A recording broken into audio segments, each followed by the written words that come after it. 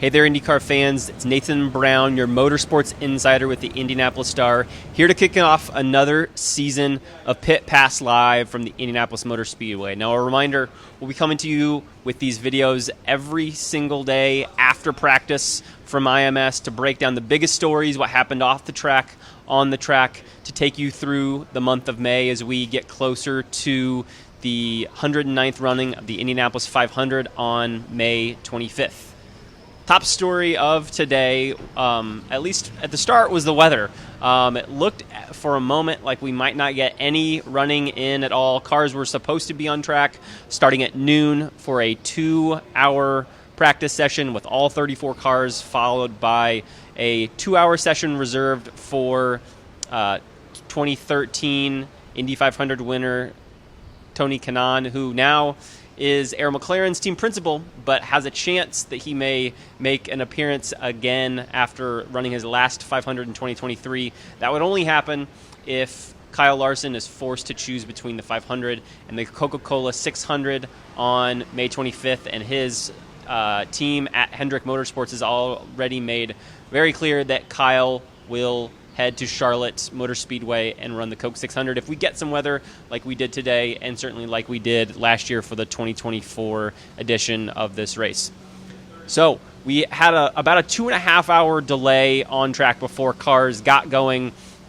Just before that point, IndyCar had announced that instead of having that break in the middle for Tony Kanaan to run his 30-lap veteran refresher program before getting back for 2 final hours of all cars on track, they just decided that today, whatever running we would get in would be a full field session. All 34 cars did eventually make it out on track, though it took a little while for some of them.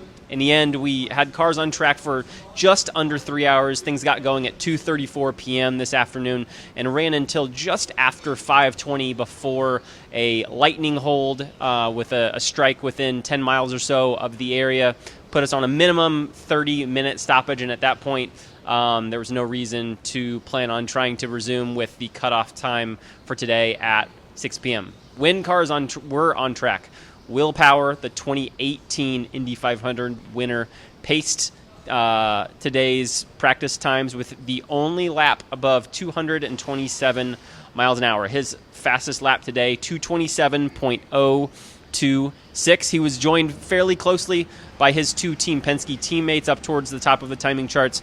Josef Newgarden finishes with the second fastest lap of the day at 226.971. Scott McLaughlin, last year's pole sitter, finished 5th fastest at 225.005. In between Josef and McLaughlin were 2 of Chip Ganassi Racing's finest. Alex Palou, the 2-time defending IndyCar champion and 3-time champion overall, going for his first Indy 500 win. He finished 3rd fastest today at 226.673, and your 2008 Indy 500 winner, Scott Dixon, finished 4th fastest today at 225.059. We got to talk to a handful of drivers today before things got rolling on track, including Will Power and Josef Newgarden. We talked to Will.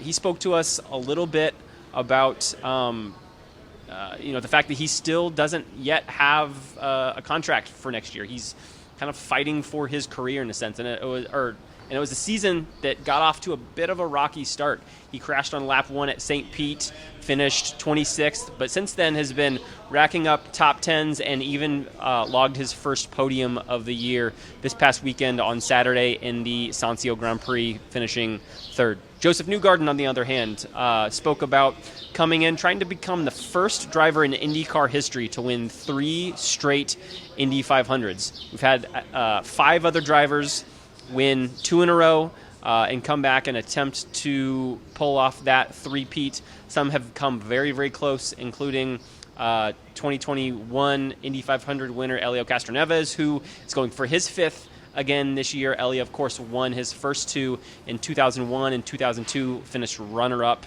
in 2003 to his teammate at the time, Gilles de Ferran. Josef said he's feeling as relaxed as ever now that some of that weight of going for that first or hoping to win again with his second Indy 500 has come off of his shoulders a little bit. For more on those 2 top Team Penske drivers, take take a look at these video clips. I feel more relaxed, funnily enough.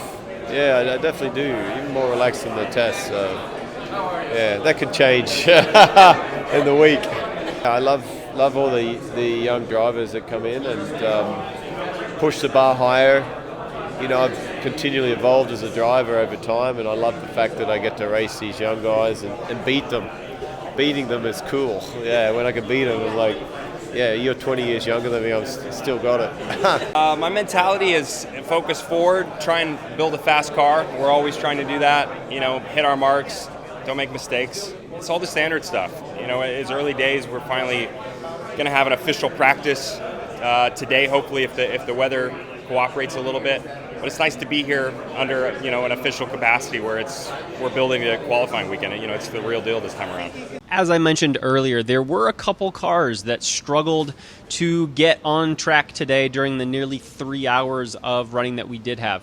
All 34 cars did make an appearance, but at the very bottom of those timing charts were the 2 cars from Prema Racing. Callum Ilott finishing slowest on the day with a lap of just 217.189 miles an hour.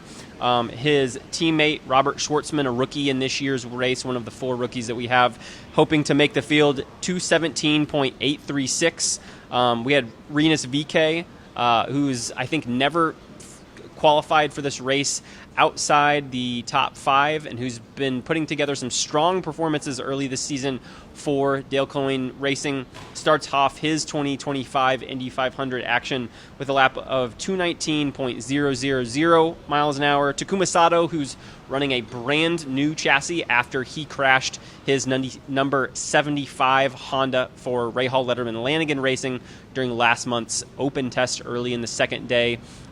Finished next on the timing charts, 219.998, and then Louis Foster, and again another one of our rookies, 220.063. A little bit too early to make any grand pronouncements on who's going to be on the bubble, who's going to be at risk to end up in that last chance qualifier and potentially not make this race. We only have 34 cars this year, so there's only going to be 1 car going home. I wrote after the open test, if I was thinking of a handful of drivers who I thought might be a little bit worried, it would be 3 of those 4 rookies who have never been part of a month of May before, that being Louis Foster, Jacob Abel, and Robert Schwartzman. And I would also throw in there Callum Ilott, who is, of course, here with this brand new team, Prema Racing, who has a storied history competing over in the junior categories in Europe, but is still just 5 races into their IndyCar career. They rolled out 2 brand new chassis that they did not use in the open test last month, so they were spending, I think, a little bit more time just looking over these cars, making for certain that everything was where they wanted it to be and all put together properly, but took a little bit more time than even some teams that were taking some extra precautions today on the track. As we get going tomorrow, we have a little bit earlier start on track than normal, largely due to today's delays. Tony Kanaan, who will be running a veteran refresher program. Now that's 15 laps run at between 215 to 220 miles an hour and 220 plus miles an hour. Those are reserved for folks who did not compete in the last oval on the IndyCar calendar. So those are your drivers like Ed Carpenter, who handed the reins of his car last year when he had started an oval-only program to Christian Rasmussen. Drivers like Takuma Sato, who we haven't seen since last year's Indy 500. Drivers like Marco Andretti, who is in the exact same boat. But most of those drivers, in fact, all of them, completed either their rookie orientation programs or their veteran refresher programs during last month's open test. Tony is running tomorrow in case he is needed to be used on race day. If Kyle Larson has to make a decision between running the Indy 500 or making it to the Coca-Cola 600 on time, his team at Hendrick Motorsports has long said that they will make sure NASCAR this year is a priority. Last year, we, of course, had our 4-hour rain delay. Kyle missed the start of the Coca-Cola 600 as he was attempting to make a run at the double. Finished the Indy 500 flew over to Charlotte, got to the track just as the rain was hitting there. They were under a delay and ended up not even having a chance to get in the car. He and Hendrick Motorsports had to apply for a waiver in order for him to be able to compete in the playoffs, a waiver which he was reluctantly granted by NASCAR, but they changed the rules this off-season. So anyone not for a medical reason missing a race in terms of NASCAR's full-time field drivers who would want to be in the running for the playoffs would have to not only apply for a waiver to get reinstated for that playoff position that Kyle has already earned with several wins early in this 2025 season, but they would also lose all of their playoff points, which is a really big part of those top drivers contending for that championship, getting an edge on some of their other competitors heading into that final 10 race stretch. So Rick